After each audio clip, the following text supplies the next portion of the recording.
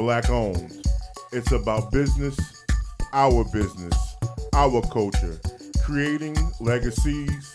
See us, hear us, support the movement. We are Black owned. We show up, you should tell us when you want us to bring it back, and it's all done right through the app. Like, you never even have to talk to us if you don't want to. You just put it in the app, we show up, we grab the bag, we clean it, and we bring it right back to you when you tell us to bring it back. A fan of me, a business after my own heart. So now it's time for one of my favorite segments of the interview. It's shameless plug time. So, what do you want to shamelessly plug up? I don't know. You don't know. It's like there's so many. So I know you spoke about your security business. Right. So we have a security business, we have the laundry, but I'm so like, the whole bragging thing, like, I'm just so not good at it. And then what the community has done and the clients that we have, like, I'm so grateful for them. So if I had to put a shameless plug, I would just say to everyone, please go to our Instagram or Facebook and screenshot or repost the posting of us that we have that says someone can get a suit or outfit clean for free for a job interview. That would be the biggest shameless plug I'd say. I would want people to share it throughout the community, because I'm sure there could be that one person, or, you know, I think about it this way. People always think about one person when they talk about unemployment. You hear it on the news, they say the unemployment rate is this many jobless claims, but they never talk about how many families are affected. So one person could be unemployed in a household, but how many people in that household depend on that one income? So if it's a single mother, a dad, or a grandmother, whoever, and they have 3 or 4 children, or maybe it's a younger person who has elderly people who are depending on them, and they lose their job. So people don't think about the mass impact of it. And that's one thing we try to look at in all of our businesses. When someone gets laid off or someone has to get terminated, how does it affect their household? You know, and that was one of the driving points for Jess when she took over Johnson Security 12 years ago. And it wasn't due to her dad handing the business over to her. He actually got cancer and passed away. So, and she was not in New York at the time. She had another career in like big pharma, making all kind of power moves and everything in another state.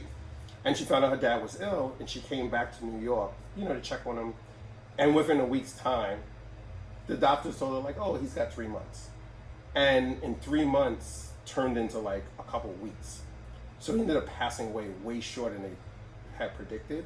So they were like, oh, you got 3 months. You'll learn the business. We'll teach you. Don't worry. And then in 1 week, she had to deal with her father passing away, doing the funeral arrangements, making payroll that Friday for a bunch of people that she hadn't really been working with because she's been out of state. She wasn't working with the business that much at that point. And she had offers for people to potentially buy the firm from her. So one of the premises she didn't sell a firm is because every team member who worked there was counting on a check that Friday to pay rent, to feed their family, to do whatever they needed to do. Maybe they just wanted to buy some new J's. I don't know. But it was their choice to do what they wanted with their money. So one of our premises is always, how does it not just affect that one person? How does it affect everybody in the circle of that one person? So my shameless plug again is, share that post so people could take advantage of the free service. We want to help them out.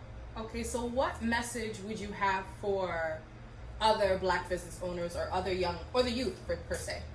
Mm-hmm. So I have this whole thing now, because in the culture now you see it's going on about, there's this big thing on social and they talk about you should start your own business, you shouldn't work a 9 to 5, blah, blah, blah. And I get it, but I don't support it 100%. If you are an entrepreneur at heart, I firmly believe, you should start a business or have a side hustle. But I firmly believe also you shouldn't negate or discount your 9 to 5, because your 9 to 5 can pay your bills, and then your 6 to 1 a.m. could build a lifestyle that you want. And everybody is not geared to do this 100% every day. It takes a lot into it. You only hear about the success stories. Like, you hear about the Elon Musk, the Jeff Bezos. Like, you always hear the same group of people who have made it, or who are like these ultra billionaires or millionaires. They tell the same stories over and over. But you don't hear the stories about like Joe, who owns a local cafe or the restaurant in your neighborhood, who's been there for 20, 30 years and has made it and seen all type of economic upturns and downturns, supported his family on it, and then hired people in the community. You don't hear that. Because what we do as mid-sized and small business is not sexy to the mainstream. So I encourage people to start a business, but start it as like a side business, and then get your feet wet, taste it, see if you like it, and then help it evolve and grow it into a full-time thing. Maybe you're like, hey, I don't want to do it full-time. I just want to make these little candles that I like in my house and sell them on Etsy or Facebook Marketplace every now and then to make side money to do what I want to do, or to put it away for my kids' educational fund. Respect. But don't get caught up in this whole movement right now where it's, I should quit my job and just go start a business tomorrow. Because most businesses don't succeed. And they don't talk about that.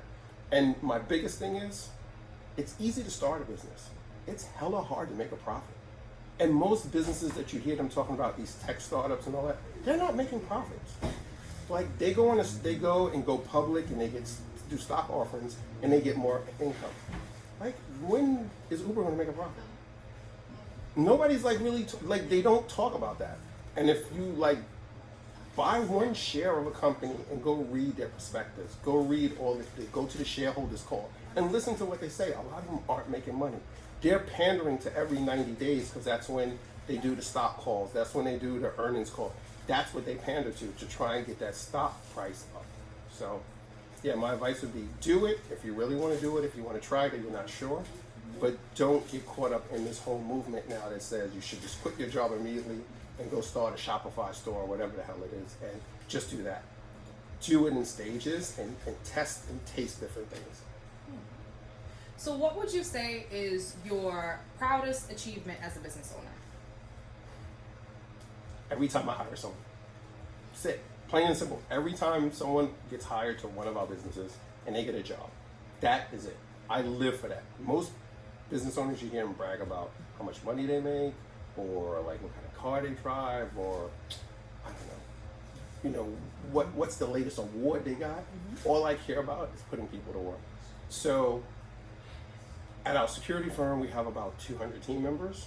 Oh, wow. And I'll tell people all the time, I have 200 team members. And not to talk about how much money I make, doesn't matter to me. At the end of the day, money comes if I believe you do the right things and you give value to people. And when I say give value to people, you give value to your clients, external clients, and your internal clients. And people get it twisted. Your internal clients are your employees, your team members, which are way more important than my external clients. People are like, yeah, but your external clients, they pay for your services. 100%. Hell yes, they do.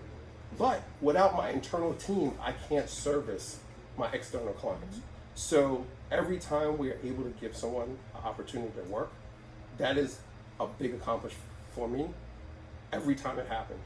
Last week, I think we just hired 8 people at one of our firms. Mm-hmm. I was walking on air. First of all, who's hiring during COVID? There are people who are hiring, but I'm just it's hard right now. So to be able to give someone an opportunity to go to work, that's it. I'll take that all day over any award or some TV show or whatever. Just, you put 10 people to work. We put 2 people to work. We put 1 person to work. I'm happy because those 2 people, that 1 person, they have families. Mm-hmm. They have extended or close-knit families. We're impacting all of them when they go to work. That is amazing. So I know you mentioned social earlier. Mm-hmm. So the biggest thing is, where can we find you? So you can find us on Instagram. Find us on LinkedIn, Facebook. Those are the 3. We're on Twitter, but not a whole lot. Our game on Twitter is so weak. Twitter is scary. Yeah, it's to me, Twitter is just like a fire hose, and it's just everything is running at me, and I'm just trying to understand what are people saying. This, I'm retweet. I don't know. But the main one, Instagram is our main platform. We're super active on Instagram, then Facebook, and now we're starting to pick up on LinkedIn. Well, thank you, Wally, so much for letting me interview you and pick your brain about all the great things that you're doing for the community. My pleasure. So I will definitely be seeing you because I need my laundry done. Thanks for coming by. And the next time you come, bring some laundry with you, and we'll do it while we shoot the next episode. Perfect. All right. Thank you so much for viewing, you guys. If you like this video, make sure you comment and you subscribe. If you have anyone that you feel needs to be interviewed, drop in the comments below. So until next time. I'm shining, I'm shining, I'm shining, I'm shining, I'm shining. I'm shining. I'm shining.